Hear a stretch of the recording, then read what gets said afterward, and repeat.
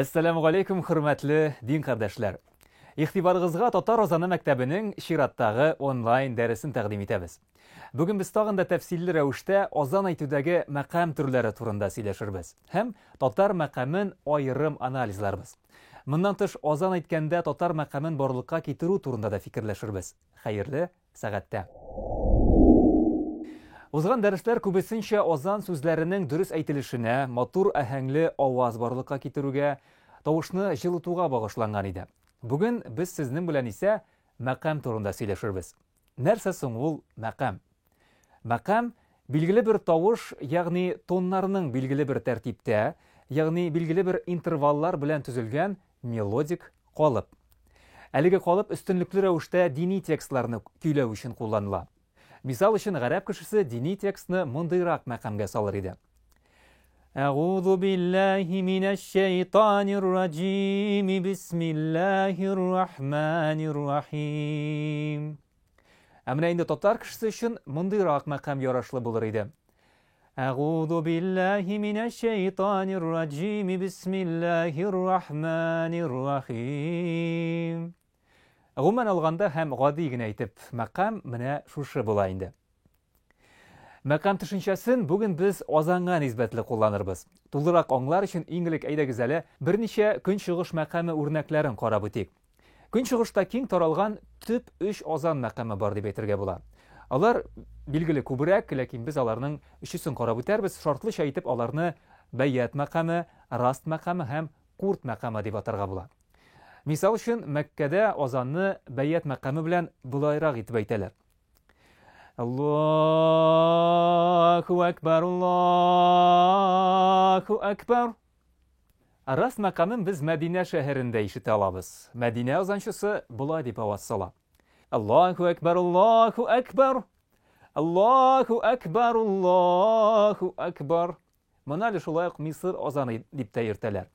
Birinci iki məqam tarixi, burunlu məqam bolsa, üçüncüsü çağıştırmaşa soňrak barlıqqa kilip, hazırki vaqtda әйтик, Garap əmirliklərində яңгырый. Allahu akbar, Allahu akbar. Yakınça şulayrak. Bundan qala әле Sikah, Hicaz, Saba, Nahawan kibik məqam türləri də бар. İndi гомумән 20-ге якын dünya күләм танылган məqam türü бар дип исәпләгәндә, элек шушы 20 məqam арасына Татар məqамы да кергән дип сөйлиләр. Инде буларның барысында әле генә яңгыраткан мәкамнәрнең барысында без шартлыча әйтеп көнчыгыш мәкамнәре дип атап торыйк әле. Хәзер инде әйдәгез Татар мәкамын тикшерик. Көнчыгыш мәкамыннан ул нәрсәсе белән аерыла? Алдагы дәресләрдә минем кардәшем Марсель Вагизов аңлатып узганча, тавышның 7 төсмере, 7 нотасы яисә 7 тоны бар дип исәпкә алабыз. Тавыш гыйлемендә аларны исемнәр белән менә булай дип атыйлар. Do, re, mi, fa, sol, la, si kibik notalar. Менә Татар көйендә һәм мәкамында шушы 7 тонның 5-се генә кулланыла. Do, re, mi, sol, la кибик ноталар. Һәм теләсә кайсы Татар милли көе шушы 5 нота ярдәмендә төзелә дә инде. Көнчыгыш мәкамында исә шушы төп 7 нота гына түгел, шушы ноталар арасындагы ярым тоннар да кулланыла. Тыңлап карагыз. Менә до белән ре арасында тагын бер тавыш тоны бар. Do, do, диез, ре. Ишетеләме? Ярым тоннар шушы була инде. Безгә алар барыбер гайры табигый булып ишетелә. Менә Татар Озаны менә булай булса, мисал өчен. Аллаһу акбар, Аллаһу акбар. Көнчыгыш мәкамында инде яңгыратып узылганча Аллаһу акбар, Аллаһу акбар кебек менә шундый ярым тоннар да кулланыла. Инде хәзер, хөрмәтле тамашачылар, Татар Озанының берничә мәкам төренә тукталыйк. Менә монда авырлык башлана да инде. Элек татарлар яши торган һәрбер төбәкнең, хәтта мәхәлләнең диярлек үз мәкаме булган дип сөйлиләр. Халыкта, мисал өчен, Фәхреддин хәзрәт мәкаме яисә анда башка бер өяздән Хисамеддин хәзрәт мәкамнәре дип сөйләгәннәр. Бүгенге көндә ул мәкамнәр сакланмаган диярлек. Һәм шуңа күрә бүген безгә аларны яңадан торгызырга кирәк. Бүгенге көндә татар халкында иң киң таралган мәкам дип Әхтәм абый мәкамын әйтергә була. Радиодан яңгырау сәбәпле аның мәкаме гаять популярлашты һәм халык эчендә гаять киң кайтаваз тапты. Ул булайрак яңгырый. Аллаһу акбар, Аллаһу акбар. Аллаһу акбар, Аллаһу акбар. Әшһәду ан ла илаһа илляллаһ. أشهد أن لا إله إلا الله أشهد أن محمدا رسول الله أشهد أن محمدا رسول الله Һәм алга таба шулай. Татар ызаны бәйгесенә килеп ирешкән озаннардан башка төрле мәкамнәрне дә калыплаштырырга була. Мисал өчен, Рәмис исемле катнашучының мәкамын нигез итеп алып, мондыйрак бер мәкам барлыкка китерергә булыр иде. Аллаһу акбар, Аллаһу акбар. Аллаһу акбар, Аллаһу акбар. Әшһәду ан ла илаһа илляллаһ. Әшһәду ан ла илаһа илляллаһ. Һәм алга таба. Бәйгегә килеп ирешкән озаннарның тагын берсе менә булайрак көйләнә. Аллаһу акбар, Аллаһу акбар. Аллаһу акбар, Аллаһу акбар. Әшһәду ан ла илаһа илляллаһ. Әшһәду ан ла илаһа илляллаһ. Әшһәду анна Мухаммадар Расулуллаһ. Әшһәду анна Мухаммадар Расулуллаһ. Һәм алга таба. Тагын бер аерылып торган мәкам түре бар. Анысын да яңратып үтәм. Аллаһу акбар, Аллаһу акбар. Аллаһу акбар, Аллаһу акбар. Әшһәду ан ла илаһа илляллаһ. Әшһәду ан ла илаһа илляллаһ. Әшһәду анна Мухаммадар Расулуллаһ. Әшһәду анна Мухаммадар Расулуллаһ. Һәм булса булсын, 5 булсын тагын бер мәкам түре. Аллаһу акбар, Аллаһу акбар. Аллаһу акбар, Аллаһу акбар. Әшһәду ан ла илаһа илляллаһ. Әшһәду ан ла илаһа илляллаһ. Әшһәду анна Мухаммадар Расулуллаһ. Әшһәду анна Мухаммадар Расулуллаһ. Менә якынча кыскача әйтеп әйткәндә, менә булар барысы да татар милли мелодика калыбына нигезләнгән мәкамнәр булды.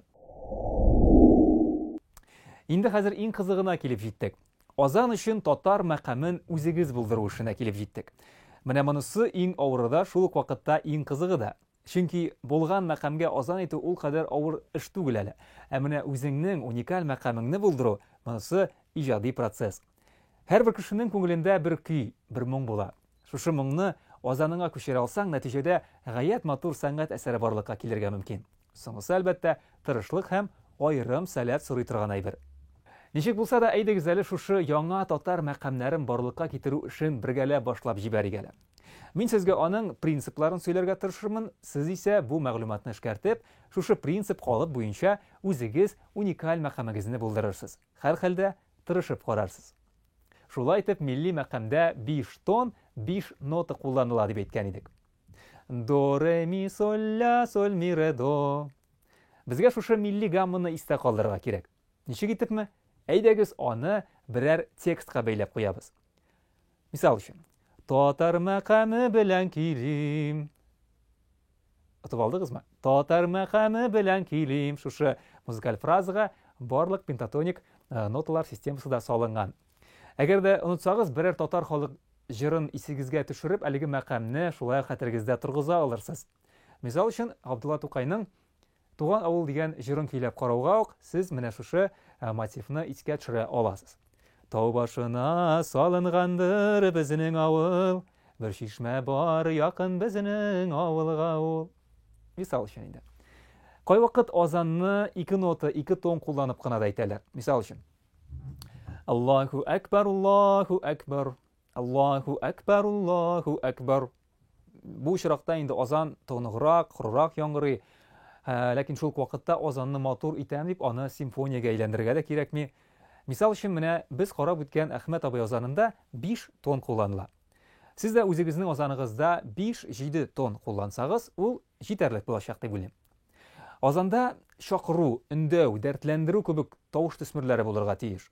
Шул ук вакытта азанны моң белән мелизматика, ягъни тавыш бизәкләре, бурмалар белән байтсагыз, тагын да матур булачак. Менә шушы эштә алтын урталык сорала. Азан категорик рәвештә кырыс, коры, туры гына яңгырамасын өчен анда милли моң, хис, җылылык, ягымлылык салырга кирәк. Һәм шул ук вакытта ул ниндидер хисләнү, моңланып утыруга гына кайтып калмасын өчен анда тантаналык, өндәү, рәсмилек тә өстәргә кирәк. Шулай итеп, милли гамманы истә тотып, сез үзегезнең уникаль мәкамыгызны булдырасыз. Икенче адым бу мәкамны ничек итеп азанга салырга. Хәзер инде әйдәгез азан структурасын өйрәник. Моның өчен әйдәгез әле бер нигез төшенчә кертик, ул безнең азан турында сөйләшкәндә билгеле бер үлчәү берәмлеге булып торсын әле. Әйдәгез әле азан тактлардан тора дип әйтик әле. Мәсәлән, Аллаһу әкбәр, Аллаһу әкбәр, Аллаһу әкбәр, Аллаһу әкбәр дип 4 тапкыр әйтү ул бер такт. Әшһәдү ан ла илаһа илляллаһ, әшһәдү ан ла илаһа илляллаһ дип әйтү икенче такт. Менә шушы бер тактта азанның бөтен мелодик рәсеме урын алган да инде. Башка тактларда сүзләргә нисбәтле ул мелодик рәсем кабатланып кына килә. Шулай итеп, такт ул тәмамланган мелодик калып. Шулай итеп, хәзер тактны 2 өлешкә бүләбез. Беренче өлеше ачыла торган ярым такт, икенчесе ябыла торган ярым такт. Ягъни башта такт ачыла, аннан ябыла. Әхтәм абый азанында моны булай дип аңлатырга була. Аллаһу әкбәр, Аллаһу әкбәр. Менә такт ачылды, хәзер аны ябып төгәлләп куябыз. Аллаһу әкбәр, Аллаһу әкбәр.